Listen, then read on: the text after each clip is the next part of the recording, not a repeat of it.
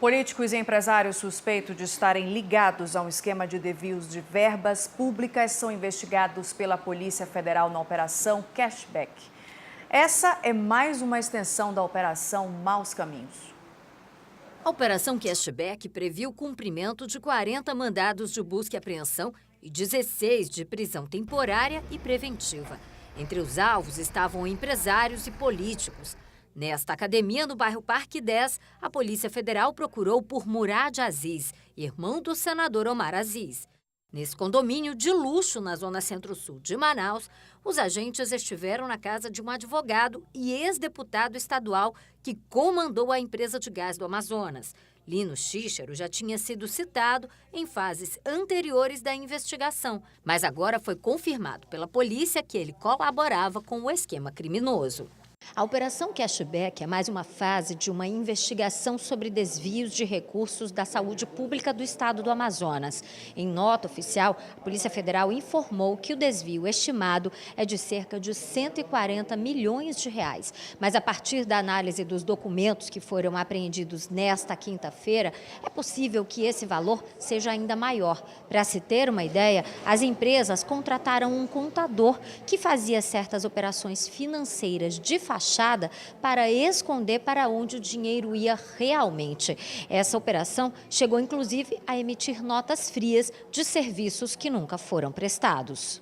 A maioria das empresas, um exemplo de 3 empresas que faturaram 5 milhões em um mês, né? Então, ao longo de vários anos de funcionamento da empresa, ela no único mês e só nesse mês ela fatura os 5 milhões. E você não tem nenhum lastro de movimentação financeira na empresa, então evidencia que ela existiu apenas para emitir nota fiscal para o grupo, para que o grupo pudesse dar uma saída, digamos assim, aparentemente lícita para esse recurso que na realidade se destinava para o pagamento de propina.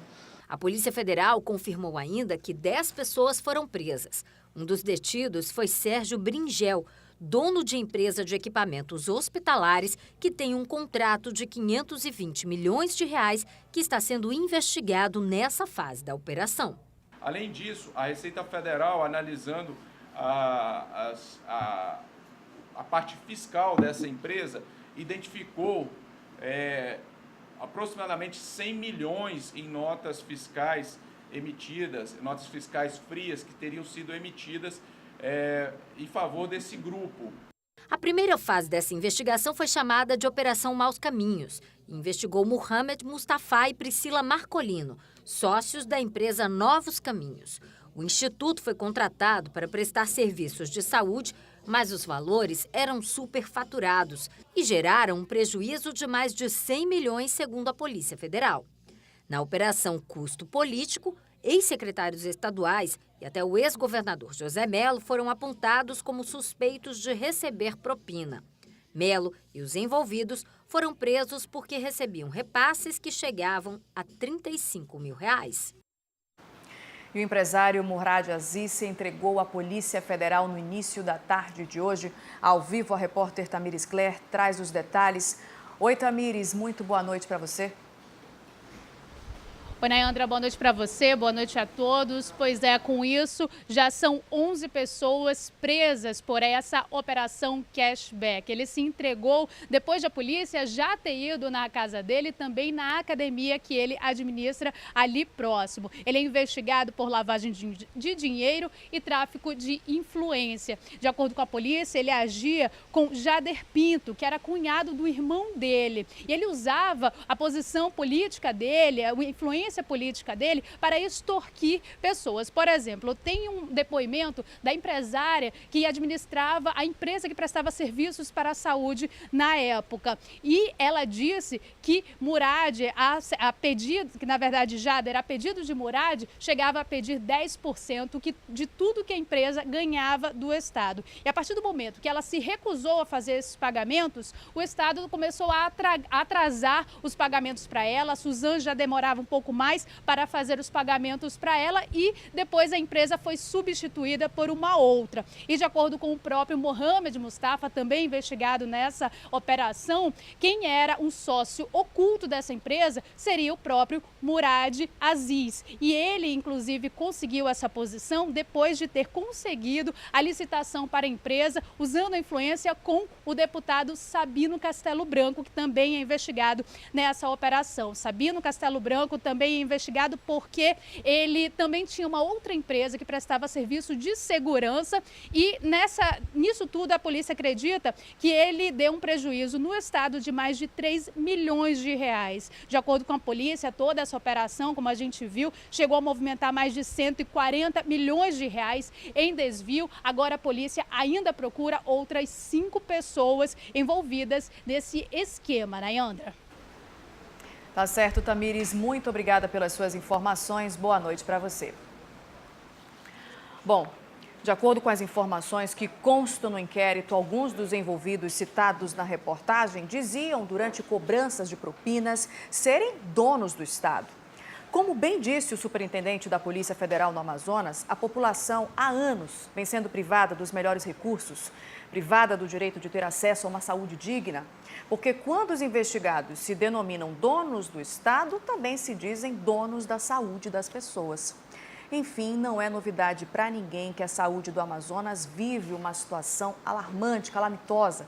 Enquanto milhares padecem nas filas à espera de atendimento, de exames e de cirurgias, enquanto faltam medicamentos e insumos básicos nas unidades de saúde e também nos prontos-socorros, enquanto falta algodão, faltam ataduras, faltam leitos, enquanto profissionais capacitados, médicos formados, precisam usar do improviso para salvar vidas nos hospitais públicos, enquanto tudo isso, uma quadrilha age há anos de forma silenciosa, mas profundamente nociva. Não há como não se revoltar e não repudiar todo e qualquer ato que prive os direitos básicos do amazonense. E assim, todos nós esperamos a justiça imediata contra essas ações absurdas e criminosas.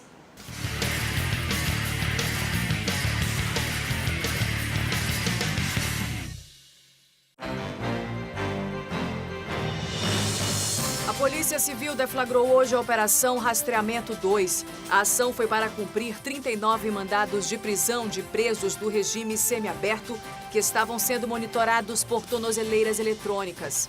Eles teriam violado o dispositivo ou não estariam cumprindo as determinações do monitoramento eletrônico, além de terem voltado a cometer crimes. E numa ação da Secretaria de Administração Penitenciária, também hoje de manhã, foi feita uma revista na unidade prisional de Puraquequara, na Zona Leste. Armas artesanais, celulares e ferramentas de escavação foram encontrados, o que levantou a suspeita de que os detentos se preparavam para uma fuga.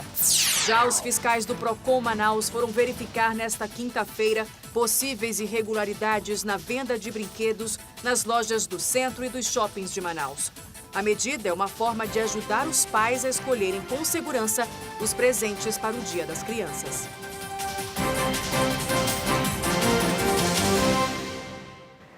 E a semana do Dia das Crianças, o Ministério Público lançou um programa de oficinas que pretende fortalecer a rede de proteção à criança e ao adolescente aqui no estado. Hoje foi realizada a primeira palestra voltada para conselheiros tutelares. O assunto aqui é a relação conjugal dos pais. Conselheiros tutelares aprenderam hoje como identificar problemas nas relações entre pais e mães e como fazer para encontrar soluções antes de afetar os filhos. A gente precisa entender que muitas vezes a conjugalidade se encerra, porque os relacionamentos podem acabar, mas a parentalidade ela vai perdurar. E aí é importante que os conselheiros tutelares estejam preparados com essas noções relevantes para compartilhar com as pessoas que buscam, né? E otimizar para que as famílias sejam mais estruturadas, independente dos relacionamentos perdurarem ou não.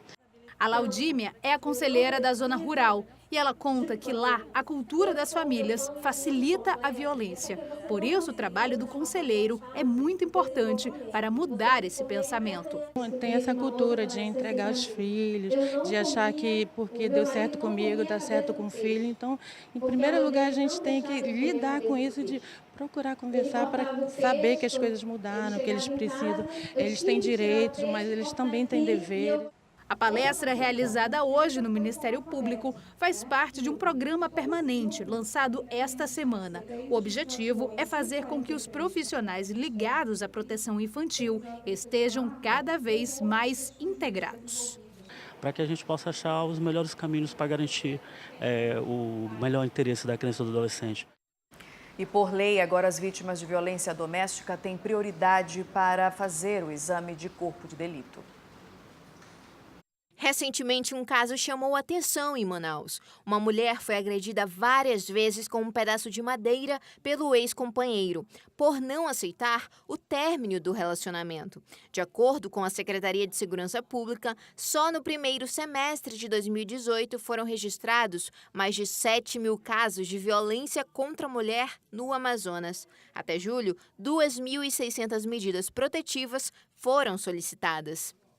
A partir deste mês, vítimas de violência doméstica terão prioridade na realização do exame de corpo de delito no Instituto Médico Legal. É o que prevê a Lei 17.721 para dar mais celeridade a esse tipo de crime. No procedimento atual, depois de registrar o boletim de ocorrência, a vítima leva a requisição para que o exame possa ser realizado. E toda a Polícia Civil já está capacitada sabendo dessa nova lei que tem que ser colocado na requisição e a vítima que está nessas condições saber os seus direitos e poder reivindicar caso alguém não queira cumprir com esse direito. Além das mulheres, a lei também estendeu prioridade para crianças, adolescentes, pessoas com deficiência e idosos. A vítima tem direito de realizar o exame em qualquer dia e a qualquer hora. E o resultado deve ser emitido em, no mínimo, 10 dias. Desde o ano passado, o IML já realiza os atendimentos prioritários com vítimas de violência doméstica e sexual. Eles têm uma sala específica de atendimento, mas a recepção é única, é geral. Mas elas têm uma sala reservada, que é o atendimento psicossocial. Depois do intervalo, a alimentação apropriada nesta época do ano pode ajudar no combate a doenças respiratórias nesse período de altas temperaturas. Agora em Manaus, 6h38, a gente volta já.